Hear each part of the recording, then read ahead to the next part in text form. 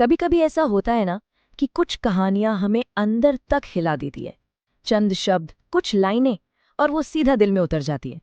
तो चलिए आज एक ऐसी ही कहानी के एक छोटे से हिस्से में छिपे दर्द को परत दर परत खोलते हैं और देखते हैं कि कैसे एक लेखक सिर्फ शब्दों से निराशा की एक पूरी दुनिया बना देता है।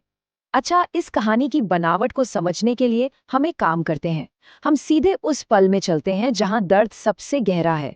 कहानी के अंत में नहीं, बल्कि उसके सबसे टूटे हुए लम्हे में।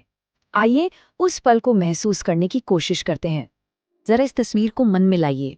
एक बच्ची अकेली ठंड में कांप रही है। उसकी आंखों में आंसू हैं क्योंकि उसके नंगे पांव बर्फीली पत्थर जैसी ठंडी जमीन पर हैं।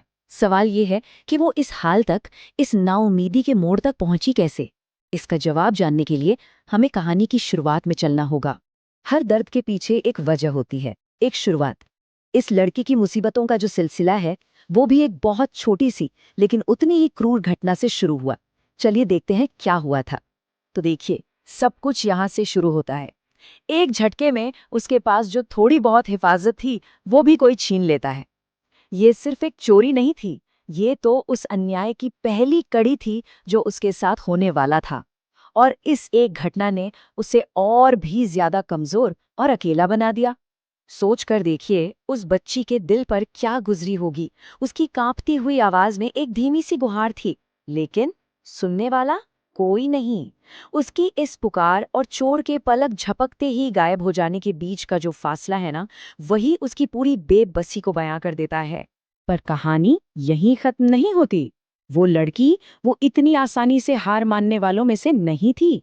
इतनी मुश्किल के बावजूद उसने हिम्मत नहीं हारी।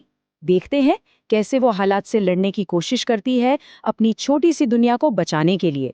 वो सिर्फ एक बेबस शिकार नहीं, बल्कि एक फाइटर है। अपनी बिखरी हुई उम्मीदों को, यानी उन माचिसों को, वो एक एक करके उठाती है और फिर से कोशिश में लग जाती है। तो समझिए, ये सिर्फ माचिस बेचना नहीं है, ये उसकी हिम्मत और जीने की जिद की कहानी है। यहाँ पर ना दो तस्वीरें एक साथ चलती हैं। एक तरफ उसकी उम्मीद भरी आवाज है, क्या आप कुछ खरीदना चाहेंगे? और दूसरी तरफ समाज की कड़वी सच्चाई, नंगे पैर, घंटों की मेहनत, और नतीजा जीरो, बिल्कुल सिफर। बस यही फर्क, उसकी कोशिश और हकीकत के बीच की ये खाई दिल तोड़ देती है। अच्छा, लड़की ने तो अपनी तरफ से कोई कमी नहीं छोड़ी, पर दुनिया ने क्या किया? अब कहानी का फोकस उस समाज पर जाता है जो सब कुछ देख तो रहा था, पर अनजान बना हुआ था। एक खामोशी की दीवार के पीछे शून्य, जीरो। ये सिर्फ एक नंबर नहीं है, ये उस समाज का चेहरा है। ये उस दुनिया का आईना है जो अपने बीच एक मासूम की आवाज तक नहीं सुन पाई। सोचिए, इतनी भीड़ में भी वो बिल्कुल अकेली थी। और कहानी की ये लाइन उस जीरो को और भी ज्यादा डरावना बना देती है। लेखक ने जो शब्दों को दोहराया है ना, किसी ने, बिल्कुल किसी ने भी, ये सिर्फ नजरअंदाज करना नहीं है, ये तो एक जानबूझकर की गई अनदेखी है। एक ऐसी बेरुखी जो बाहर की ठंड से कहीं ज्यादा जानलेवा होती है।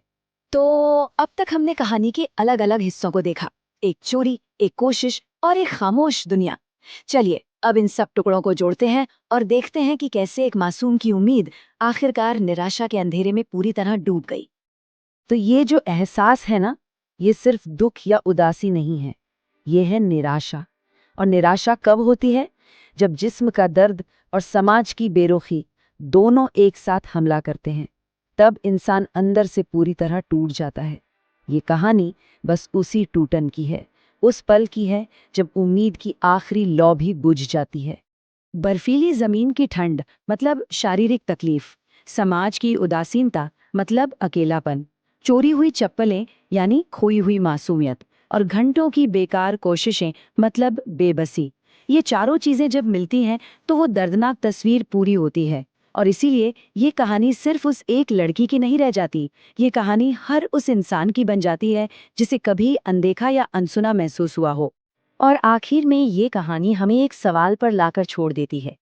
ये कहानी सिर्फ एक लड़की के बारे में नहीं है, बल्कि इस बारे में है कि जब किसी आवाज को अनसुना कर दिया जाता है तो उसकी असली कीमत क्या होती है। सोचने वाली बात है ना?